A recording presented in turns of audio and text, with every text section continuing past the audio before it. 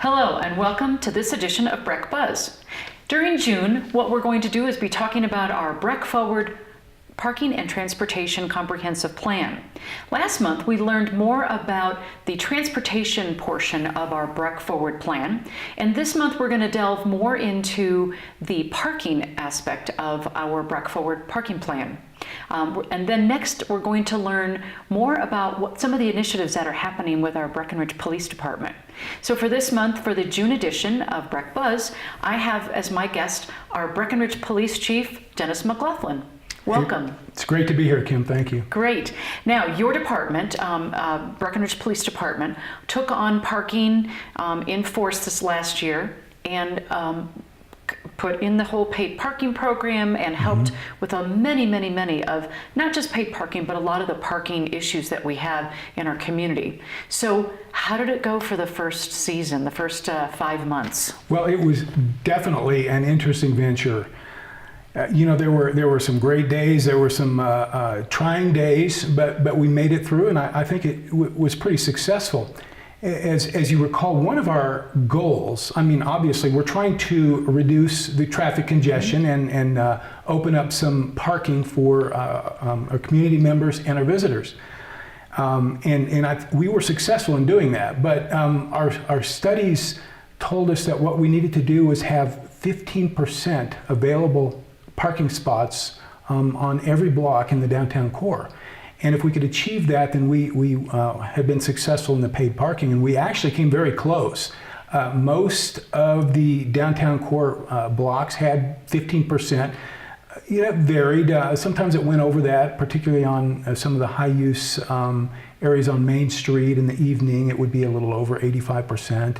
But in some of our lots, you know, filled up at times, but we think we were very successful and moved a lot of the skiers, daytime skiers, into our lots and off of Main Street and opened up those spots. So, you know, I know that paying for parking is not a typical Breck type thing, but we're growing very fast, have a lot of new folks coming into town to enjoy what we get to enjoy every day.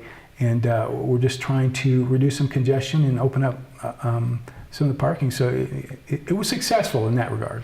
And I know that a lot of reasons, I mean, I've heard a lot about, yes, that is not Breck, but you know, the whole paid parking portion of it. But I think that we are a welcoming community, and the idea is that we want to welcome our guests to come here and you know, open up the parking so that people can find parking availability so we can continue to be a successful community. Because, you know, there's no doubt about it, our economy is based on tourism. Right. So I did hear, you know, some of it, I guess I would hear from the grumbling from the employees. I guess that many of them were saying, yeah, but I used to be able to park on Main Street. And, you know, I think that for years we have tried to say we're going to try to move the employees into where we would like them to park. And this year, with the parking problem, the paid parking program, it really did push them into where we wanted them to park. And then the second part of our parking and transportation plan obviously is increased transit. So right. Do you think that, what did you hear from the employee population of how it worked for them this year? Well, certainly it was an inconvenience for the employees, and it was a change. And you know, none of us like change. Okay. And the employees had typically been parking in the core parking spaces and not leaving much available for the visitors. And so we have an employee parking pass that employees are able to purchase, I think at a fairly modest price. And we provide them some lots and some designated areas to park in off of the Main Street area. So, you know, I've heard mixed reaction to that, but I think some of the employees are starting to get used to it. And we know, the council's very aware, as you know, Kim, that we need more areas for the employees to park in. And they're taking that very seriously, and they are moving to try to make that happen. But this next year, we'll still probably make some adjustments on employees, but I think it worked overall. So when you gave a report to the council a couple of weeks ago, what were some of the big successes that you felt? And I think you'd mentioned one already. Beside that, we did pretty much achieve that 85% with 15% open on each block. What were some of the other successes that we saw for this? Well, we some of the data showed that our lots took on most of the long-term parking. So, you know, the 5+ hours of parking went into the lots. In fact, our heaviest use lot was F lot as far as extended parking. So, you know, that was successful in moving some of the long-term skier parking off. And we are one of the only communities that we can find that has paid parking that actually had a designated phone line that you could call that was staffed during paid parking hours. Right. And that number is on the kiosks. And so if you had any problem at all, you could just call that number and somebody would answer. One of our community service officers would answer and walk you through it, and would even come out and meet you and help you through the process if you needed. So I think that was a big success. And at first we thought maybe it wasn't, we were receiving a lot of calls, maybe up to 15 and even more on some days a day, and we're thinking, wow, are the kiosks really, you know, are our kiosks hard to use? But then I talked to some other communities and who have paid parking. They said, you know, we don't have this kind of line, but we receive a lot of calls through dispatch. So I don't think we had more calls than anybody else, but we offered that service. And you know, I'm really proud of our community service officers for being on top of that and taking the time to go out and meet with people. So I think that was a huge success. And you know, we learned a lot. We found out there were some unintended consequences of the paid parking. With the employees moving out of the core, a lot of them moved up to French Street and High Street. And so we had to meet with the French Street residents and tried to work through some of the issues up there. So there were some great things, and then there were some unintended consequences. And we're still working with the Breck Forward Parking and Transit Task Force to address some of the problems that we cause on French Street because of the paid parking initiative. So right. Yeah. So do you have any kind of definite changes that you'll be making for the next season? I mean, for the next winter season or the next summer season coming up actually as well? Yes, one of the things we did was a thorough infrastructure assessment of all the kiosks, the locations, and try to determine, are there better locations for some of the kiosks? Are there, is more lighting needed in some areas? And so we're addressing that this summer, relocating a couple of the kiosks, getting some better signage, getting some better lighting. One of our disappointments, and I know Mayor Mamula is also disappointed about this, is that we're unable to get geo-fencing. In other words, if you use the app, you pull into a parking place, and you know we have different zones, and you have to put in your zone, and it would be great if our app provided that geo-fencing where it automatically dropped in the zone where you're at. But the technology for them is not there yet. So we hope that comes along soon. And you know, we've been really proud of how well the app has worked. It's so easy now. You get your zone in, you load it on your smartphone, and you pull into the zone, and you can just tell it how long you're going to stay, and you can actually add time on your phone, sitting in a restaurant or wherever else you are. So it's so simple, and we're trying to encourage people to use the app more. And in fact, we're getting ready to do kind of a big marketing push and get more people to use that app. We had, I believe, over 277,000 transactions between the app and the kiosks, and about a third of those were on the app. So 2/3 were on the kiosks. So we'd like to reverse that, and right. So we're working on really pushing the app. So those who are listening today, if you don't have the app yet, get it. It's a Passport. Passport parking. Parking. Passport parking. Right. Right, and I was going to explain. So for the paid parking, there are two ways to go about that. There's one, you go to the kiosk, which is good. They're pretty, they're pretty state of the art. You put your license plate in. With both of these, they're license plates based, and so the license plate, you put it in, and you can then put it in. You don't have to put a ticket in. Right. You get a ticket, but that's just kind of your confirmation. But really, the app. It's on your smartphone, and like you said, it is so easy to just put it in. You're in there, you're at dinner, and you're having a good time. Somebody else shows up, your neighbor shows up or whatever, and you want to stay longer. You can just open up it and you can just add more time.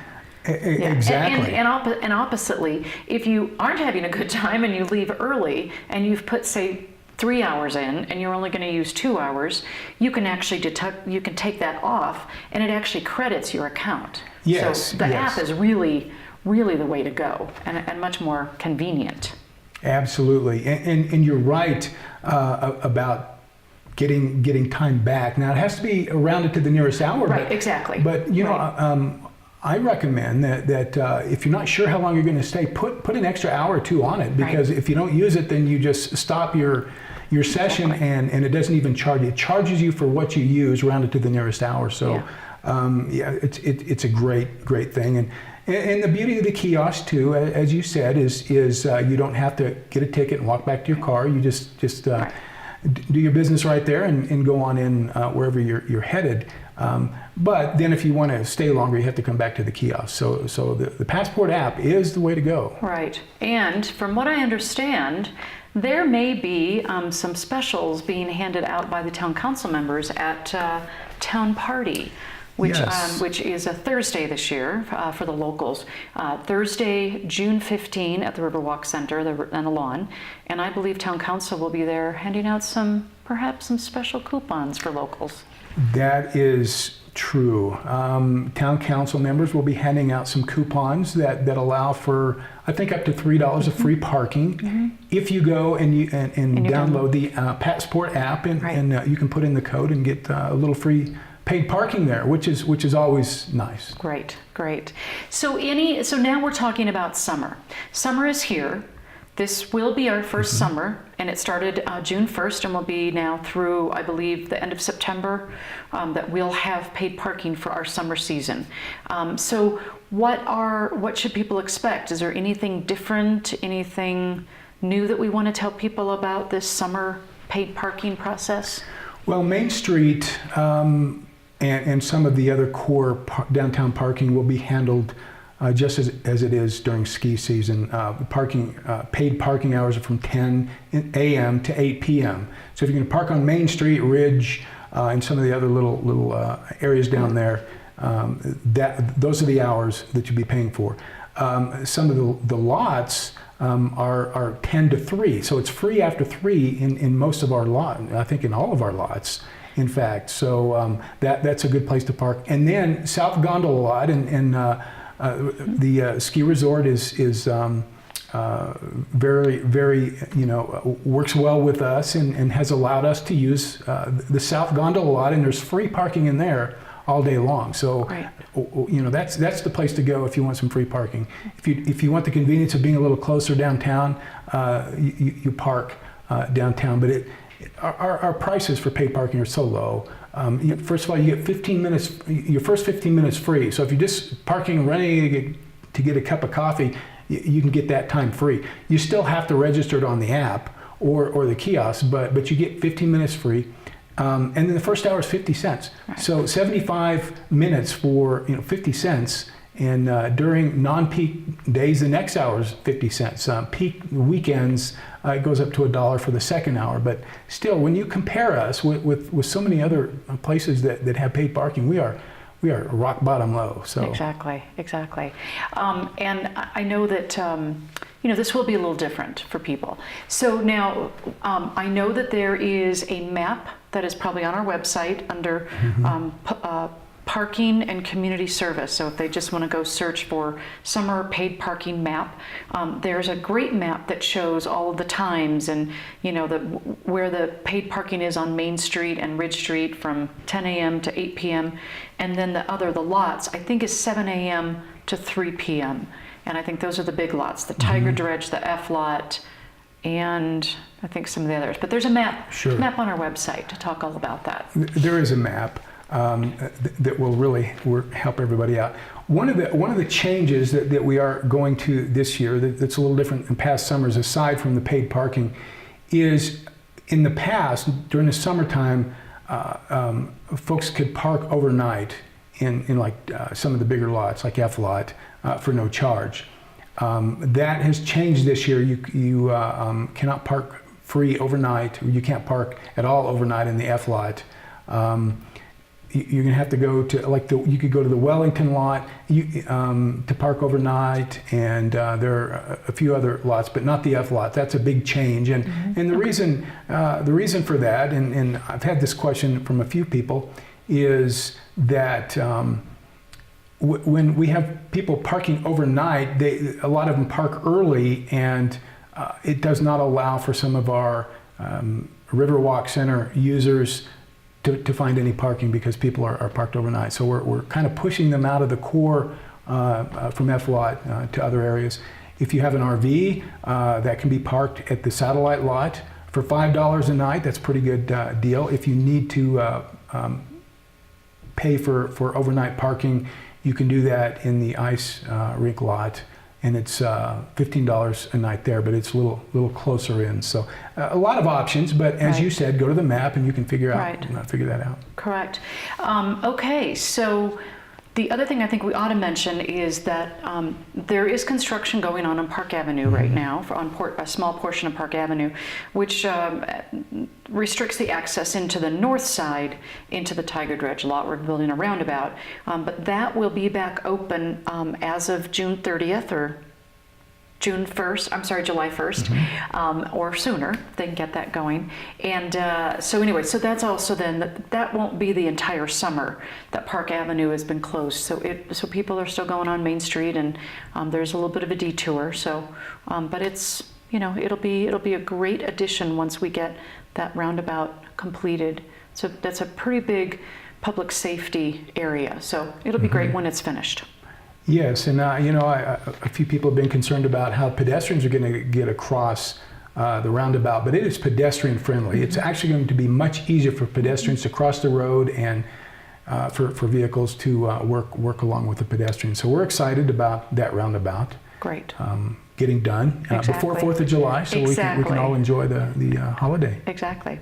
Okay, great. Well, there you heard kind of a wrap up and a review of our Breck Forward Parking and Transportation Plan, specifically in regards to how successful the paid parking plan was. The other thing I kind of wanted to mention was the other night, at the very end of May, we had a State of the Town, a town hall gathering meeting, and there was about 100+ people that came to the meeting, and one of our council members, Wendy Wolf, asked the audience, how many of you are in favor of paid parking at this point?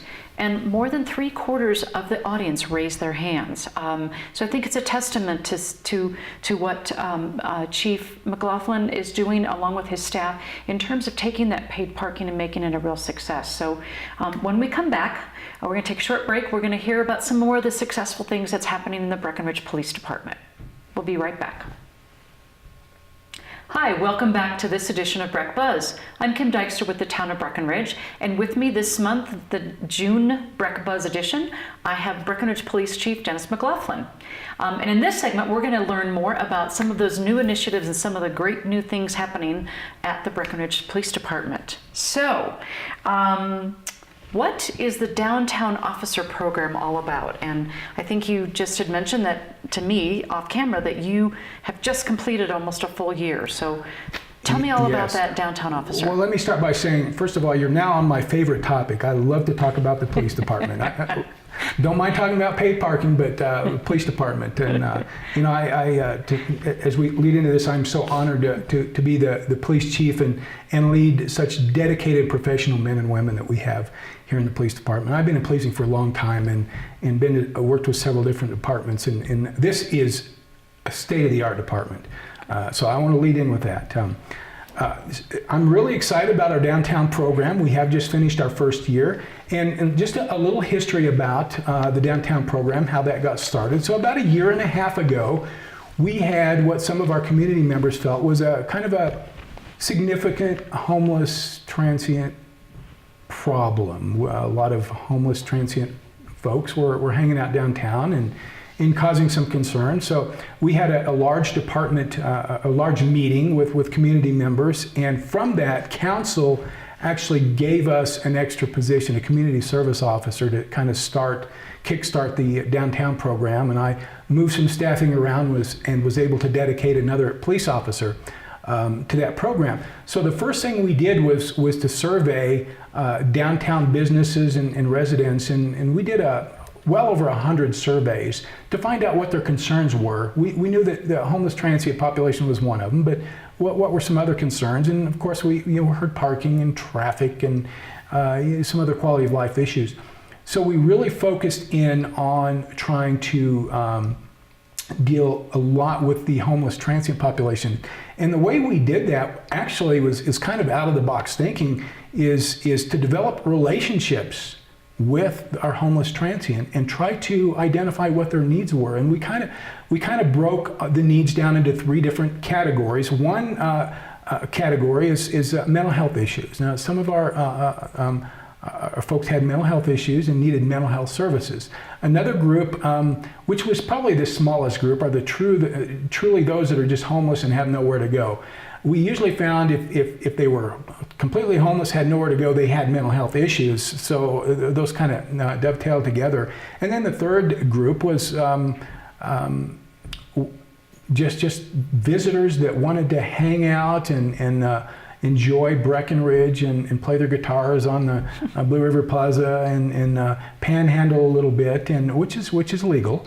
And so we were able to divide them into three different categories and get those that need services, the services they need. So part of that was identifying the services that were available. And a lot of it was education too, because a homeless person or a transient person has the same constitutional rights that you or I do.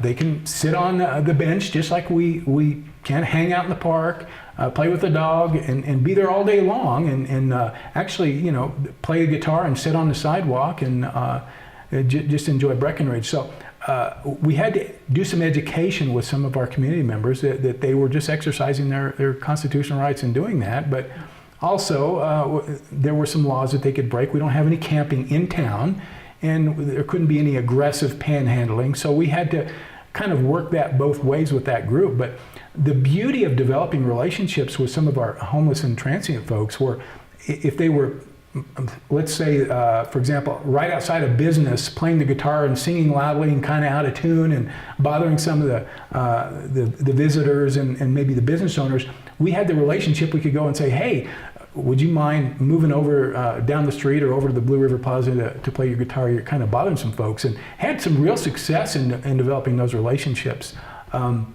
So I'm just really pleased.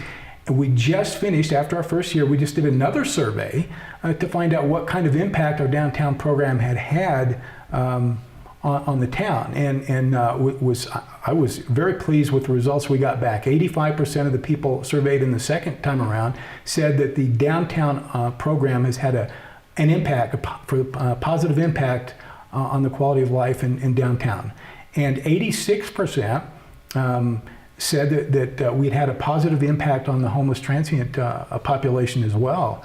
And I think it was about 44% said that they had actually worked directly with one of our downtown officers in dealing with a quality of life issue or something else. So just overwhelmingly positive for us. So great success down there. And right now we have those who, Jen Loriano has been our downtown officer from the start, and we've Tyler Stoneham is now assigned downtown, and wow, what great officers they are. Yeah, it's been a noticeable difference.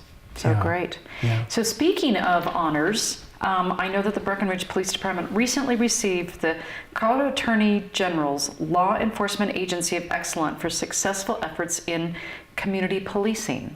Tell us more about that. Yes, Breckenridge for quite a few years has been a community-oriented department and worked really hard in the Rick Holman, who used to be the chief here, and then followed by Shannon Haynes, their leadership style was definitely community policing oriented, and it continues to be the same today. So we were doing so many different things, not only the downtown program, we were involved in so many different mental health issues, and spending a lot of time on bicycles downtown, and I can't even begin to name everything that we were doing, but we, the Attorney General actually came to Breckenridge and presented us as the only agency to receive the Law Enforcement Agency of Excellence Award, and actually said that Breckenridge PD is a model for other departments across the state. Right. So that was a huge honor, and I point to the men and women of the police department who really deserve that award because of the hard work they've done. That's great. And not only that, Kim, is I just found out in the last week or two that our police department is going to receive from the Colorado Association of Chiefs of Police another statewide award. It's the American Spirit Award, and it's for our work with our homeless and transient population and work with mental health initiatives. So another huge award, and the honor goes to the men and women of the department. That is great. That's wonderful to finally be recognized for some of the things that you would think just seem like normal. Like this is how we normally do things in Breckenridge. So that's great to be recognized for it, and very deserving, very deserving. So a couple of other things that I know that you are spearheading projects to move forward. One of them is an accreditation process through the Colorado Association of Chiefs of Police. What is that all about? What does that do? Is it kind of behind the scenes, I would assume, that most people won't see it, but what's the purpose of doing something like that? Well, one of the things that state accreditation will do for us is to ensure to the community and our visitors that we are using the best practices in our department. Our policies are in line with other policies, great best practice policies across the state, and our operations are consistent with recommended operations from the state. So yeah, it's not a thing that's really out front, but it just ensures the community that we are doing the right things as far as policing goes. And we're about 3/4 of the way through with that, and hopefully by the end of the summer we'll be done and be accredited through the state. So it's and I think it makes the men and women of the department feel like they're doing things right too. So it's just another community trust type of initiative. Gives them some reassurance that, hey, I am a professional, which they train a tremendous amount, and they have a lot of continued education that they have to go through in order to stay as a police officer. And so I think this is just another way for them to be able to say, hey, I'm in a very professional profession. Yes, you're right. It's not easy to get accredited either. We have to jump through an awful lot of hoops and make sure that we are just right on with our policies and procedures and our operations. So we're excited about that. Great.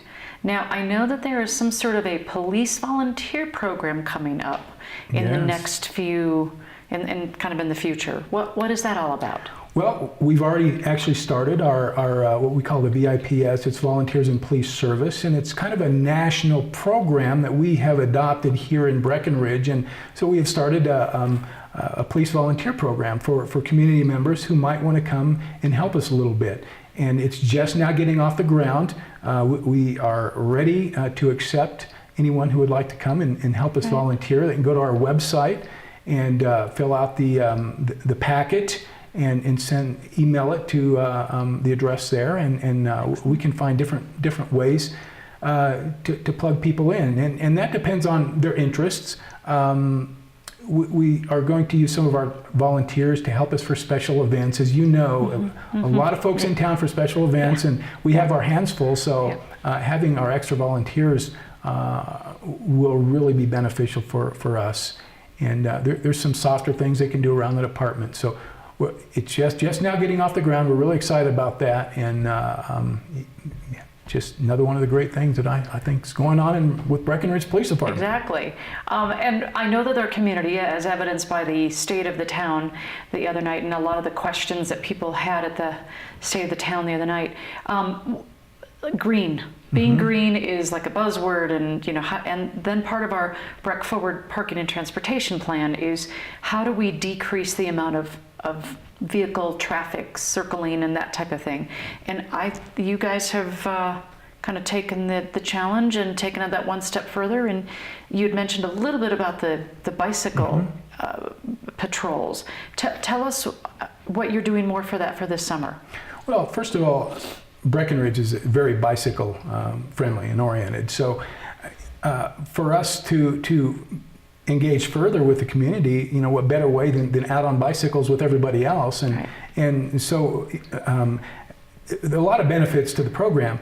Number one, it makes us kind of mingle a little bit better. We can talk to kids about bike safety. We can answer questions for some of the visitors. Where's the best place to go bicycle? Where's the best place to go eat? And different questions like that. So we can really engage with them on that.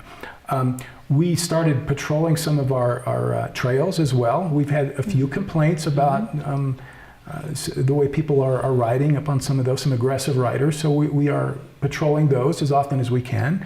And then the great benefit, of course, is that's less miles driven on our patrol cars. So our officers spend a lot of time on foot patrol in the downtown core, and now we're spending a lot more time on bicycles, and we even have a couple of fat tire bikes, and you saw us out occasionally during the winter time in the snow on our bicycles also. So that's a huge initiative, and I think most everybody's pretty excited about that. Well, and I would say that you have set the example.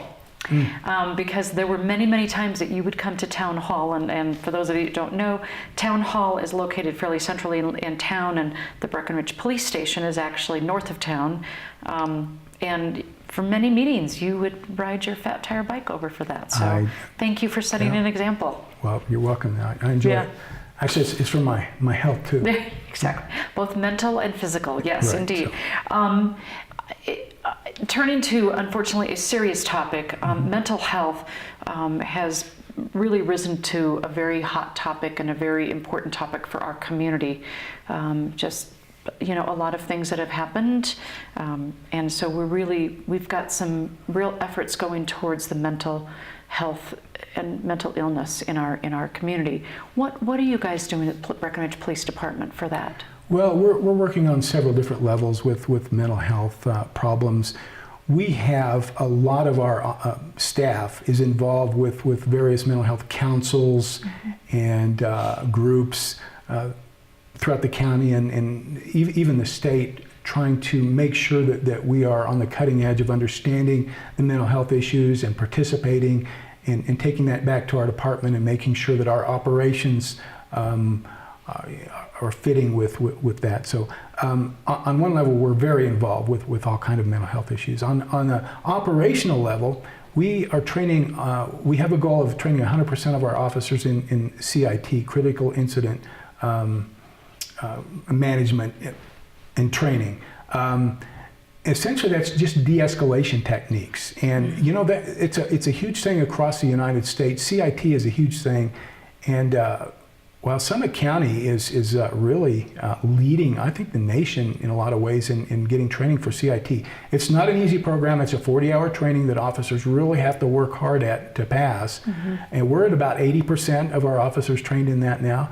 And so if you are have to confront a mental health crisis, you have the techniques the verbal techniques and the higher level communication skills to try to deal with that, rather than having to go with the traditional use of force And the CIT training started quite a few years ago in the United States because officers didn't know how to deal with mental health crises and were too quick to go to use of force sometimes. So the higher level de-escalation and verbal communication techniques were taught, and you can use those in all areas of your life. And we see officers utilizing those in other calls too. Intoxicated people that may not be mental health related, we're using those skills and not having to go hands-on nearly as often as maybe in the past. And just kind of another sideline that goes along with that, Chief Tom Wickman in Frisco represents our county at the International Association of Chiefs of Police level. And every time he comes back from a meeting, he says, wow, we have it so good here. We are doing things so much better than everyone else, especially in the CIT and mental health areas. So, we still need more resources and still lack places sometimes to get folks the help that need it. But we're just really fortunate in this county to have so many great agencies that are so far ahead of the rest of the United States in policing, and great community support. We just don't have the problems that other agencies do across the United States. And so anyway, that's where we are on mental health issues. Great. It's good to be thankful for the community we live in. Yeah. Great. Yes. Okay.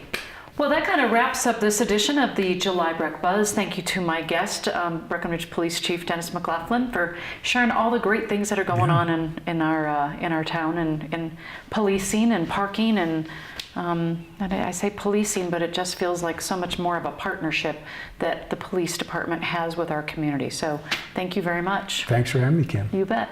Okay, and that wraps up this edition of Breck Buzz. Thank you so much for joining us and learning more about what's going on. Breck Buzz is an opportunity to go more in depth with some of the issues and projects that we have going on. So thank you for spending the time with us.